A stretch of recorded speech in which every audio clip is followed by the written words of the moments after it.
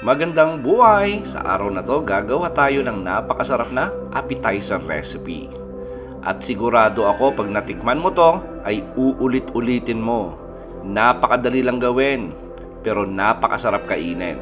Magluluto tayo ng firecracker shrimp.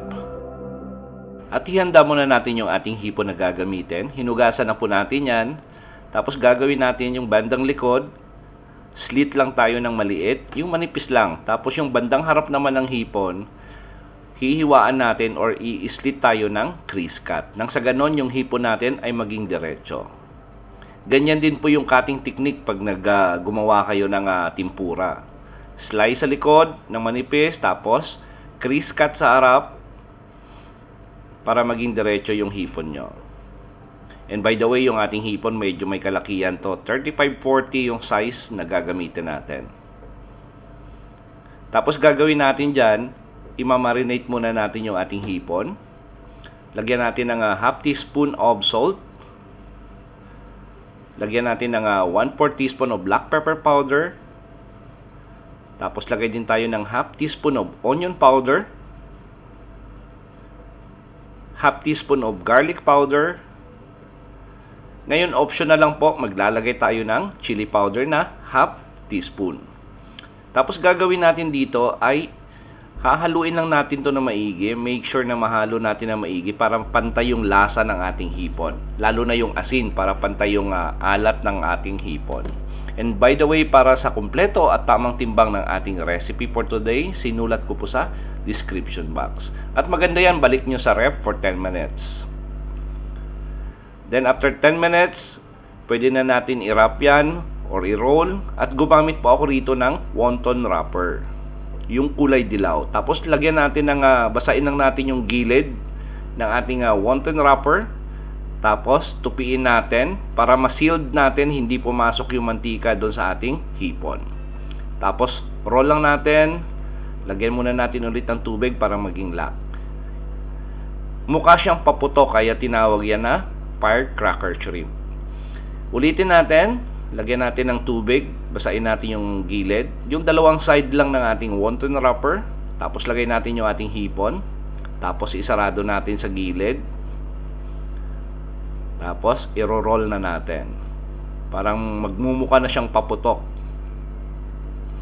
Napakadali lang gagawin, tapos napakasarap kainin. And palambing naman, baka bago lang po kayo sa ating kusina at hindi pa po kayo nakapag-subscribe, para lalo naman akong ganahan. Pakipindot na rin yung notification bell para updated kayo sa mga susunod pa nating recipe.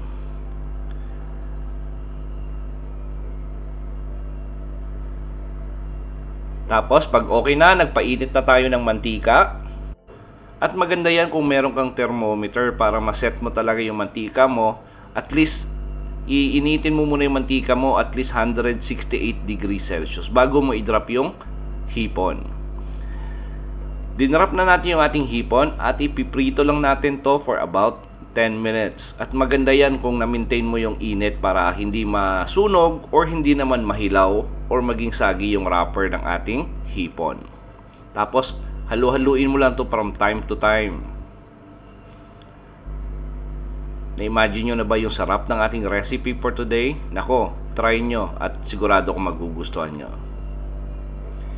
Tapos gagawin nyo, tataasan nyo yung apoy ng inyong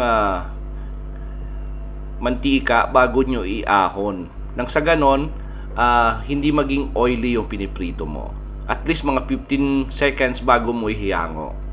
Hango lang natin yung ating shrimp, tapos drain natin yung excess oil at pwede na natin to ilagay sa ating serving plate at i-enjoy yung ating napakasarap na firecracker shrimp. At gumamit lang ako rito ng sweet chili sauce para sa dippings, tapos yung normal nating sausawan na maanghang, may sibuyas, luya, bawang, green chili at saka labuyo. Nako, napakasarap. Sigurado kung kukulangin to, pero pag marami kayo, bumili na kayo ng maraming hipon tapos iluto nyo na. Sa lahat po na nagkagusto ng ating recipe for today, please like and share this video. Tapos kung bago po sa ating kusina, please don't forget to subscribe at pindutin yung notification bell para updated kayo sa mga susunod pa nating masasarap na recipe. Salamat sa panonood at ito ang Kusina ni Dan Levy.